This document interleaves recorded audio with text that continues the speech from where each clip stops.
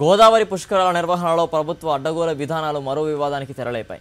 పుష్కరాల సమయంలో తీర్థ వీధులు నిర్వహించేందుకు ప్రభుత్వం విడుదల చేసిన ప్రకటన బ్రాహ్మణుల మధ్య ప్రాంతీయ విభేదాలకు దారితీస్తుంది. ఐడి కార్డుల పేరుతో తమను పక్కన పెట్టారని ఉత్తరాంధ్ర పురోహితులు ఆరోపిస్తున్నారు. దీనిపై మరింత సమాచారం మా ప్రతినిధి శ్రీదేవి అందిస్తారు. గోదావరి పుష్కరాల్లో వివాదాలు రోజుకొకటి కనిపిస్తూ ఉన్నాయి. ప్రస్తుతం ఉత్తరాంధ్ర బ్రాహ్మణులతో పాటు అటు గోదావరి జిల్లాల సంబంధించినటువంటి బ్రాహ్మణుల మధ్య ఒక వివాదం తెరపైకి వస్తోంది.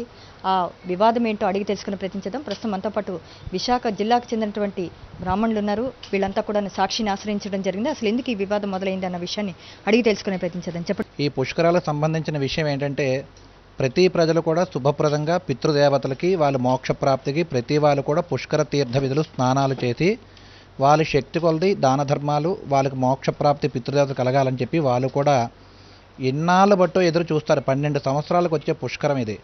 ఇలాంటప్పుడు ఏంటంటే ఈ పుష్కరాల తరపు నుంచి మాకు అంటే ఈ విశాఖపట్నం, విజయనగరం, శ్రీకాకుళం ప్రాంతం అని వెస్ట్ ఈస్ట్ గోదావరి ప్రాంతం బ్రాహ్మణులు అని చెప్పి ఈ మిగతా వాళ్ళు ఏంటంటే వాళ్ళకు రావడం, మిగతా వాళ్ళు రావద్దండం, ఈ ఐడి ప్రూఫ్లు పెట్టి ఐడి ప్రూఫ్లు ఎంతవరకు కూడా ఎవ్వరికీ కూడా పబ్లిక్ ఇష్యూ కింద పేపర్గా అనౌన్స్ చేశారు. కానండి చాలా వరకు అప్లికేషన్ పెట్టినవన్నీ కూడా రిజెక్ట్ అయిపోయి ఇంకో 10 రోజులు పుష్కరాలు ఉన్నాయి. అంటే ఐడి ప్రూఫ్ పెట్టిన బ్రాహ్మణులే తప్ప మిగతా వాళ్ళు ఎవరు రావడం కానీ తీర్థ విధులు కానీ చేయడానికి పనికిరాదా. తర్వాత 4 నెలలు మూడం అండి. ఈ 4 నెలలు మూడం అంటే ఒక కుటుంబంతో బ్రాహ్మడు విశాఖపట్నంలో బతకాలంటే ఎంత ఖర్చు అవుతుందో ప్రతి వాళ్ళకి తెలుసు. అక్కడ ఏదో రూపాయి సంపాదించుకుందని చెప్పి ప్రతి వాళ్ళు వెళ్తారు. మరి అక్కడ ఏమిచి ఎవ్వరూ కూడా తీర్థ విధులు చెయ్యొద్దండి, ఈ మా ప్రాంతం వాళ్ళే రావాలండి, మీ ప్రాంతం వాళ్ళు రాకూడదండి అని చెప్పి ఆ ప్రాంతం వాళ్ళు బ్రాహ్మణులు మా ప్రాంతం బ్రాహ్మణులు ఏంటంటే ద్వేషించడం ఎంతవరకు సమంజసం అని చెప్పి ప్రభుత్వాన్ని ఈ విధంగా బ్రాహ్మణుల తరపున మేము విజ్ఞప్తి చేస్తున్నాం.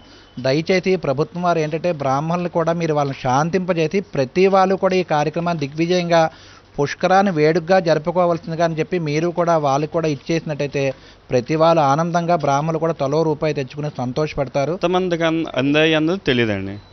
మొత్తం మీద 3500 కార్డ్స్ ఇష్యూ అయ్యాయట. అది విశాఖపట్నం ఎంతమంది ఎన్ని వచ్చాయి, అలాగే శ్రీకాకుళం ఎన్ని వచ్చాయి, విజయనగరం ఎన్ని వచ్చాయి అని తెలియదు.